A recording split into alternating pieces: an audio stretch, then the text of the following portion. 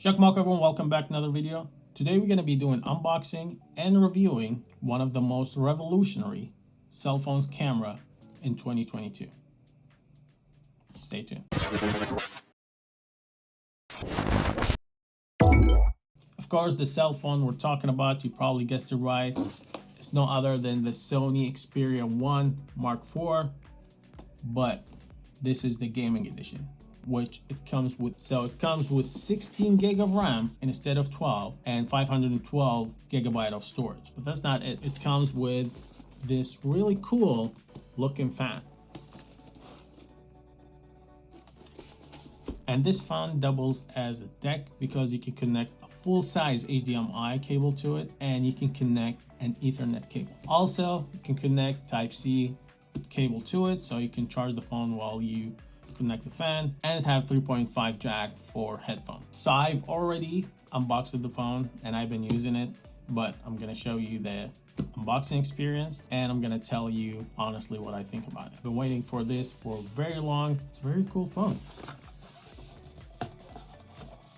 Okay, so first thing, let's do, comes with the deck over here and the box for the cell phone. So let's start with the deck or the fan. It comes sealed. If it cut open, it says do not accept it. But I've already unboxed it, so let me show you. Comes wrapped in paper. Take it out. Some instructions. Throw them away. And you have the deck or the fan, and in the bottom this is the connector that you have, and this is the inside of it. So the phones go slide in, you slide this one out, and the phone goes in, and then you lock it in and you can start playing. It's actually very comfortable in the hand, like it feels like gaming. I only have one problem with whoever designed it. Why did not have the opening for the camera?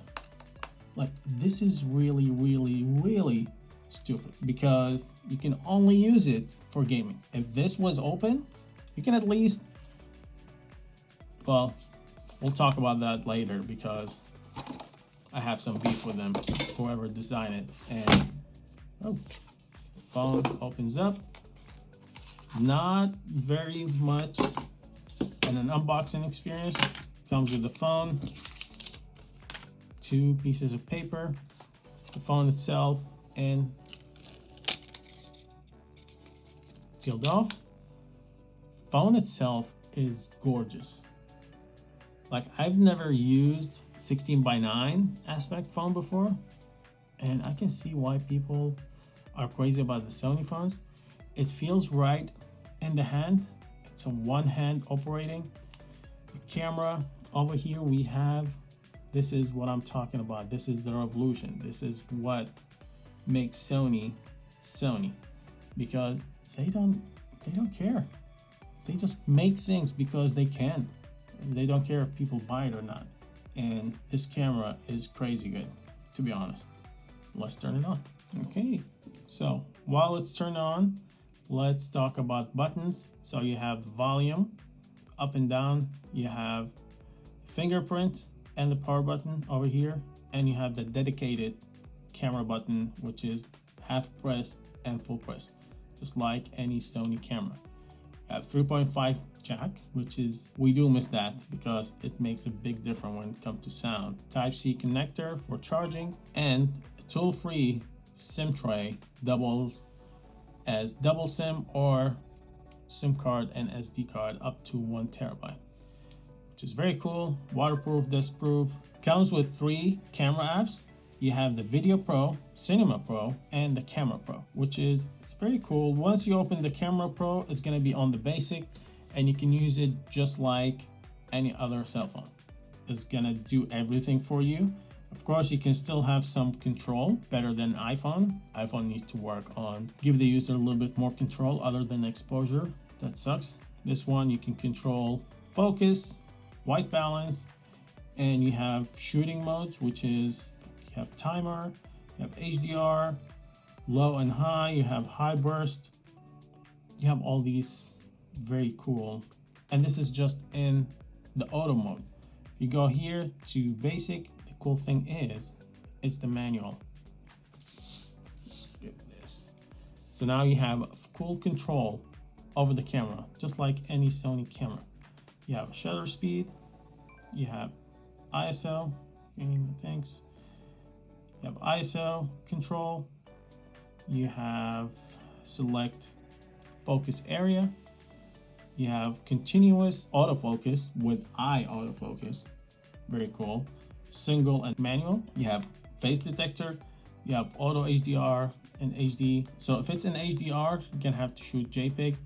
If you turn it off or put it on the dynamic range optimizer, then you can shoot RAW. You can also shoot RAW and JPEG at the same time. I mean, it's a very powerful camera. The screen comes in 4K OLED.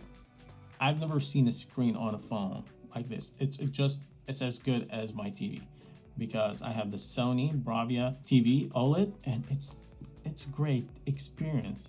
The sound, you have 2 stereo facing you while you're watching, which it give you an experience like nothing before. I mean, I just love it. The phones looks great, but I'm returning it. So I've been using it for a while. It had like major flaw, which is overheating. It shut on me twice while using the camera because of overheating. I mean, once you start using the camera, I don't know, 5 minutes in, and you can start seeing the temperature warning saying, okay, well, it's getting hot. So turn it off, keep it on. The orange warning becomes red, give you the text shows on the screen, okay, we're shutting off this app because the phone is too hot. Try not to touch it with your hand because it could burn you. I mean, for a company to put that warning in their phone, that means they know about the issue. Like, they know their phones overheat. Why couldn't they do something about it? I mean, this is the only reason that I'm not continuing using this phone, and I'm returning it. Other than that, the phone is amazing. Have a beautiful camera, great experience. LCD, amazing. Sound, wonderful. 3.5 jack, expanding SD card. I mean, it has everything anyone need, but it overheat. So all this is useless. And this is why I'm saying whoever made this dropped the ball, because if you have a camera hole here, I can still use the phone. I can just have the fan on, slide it in,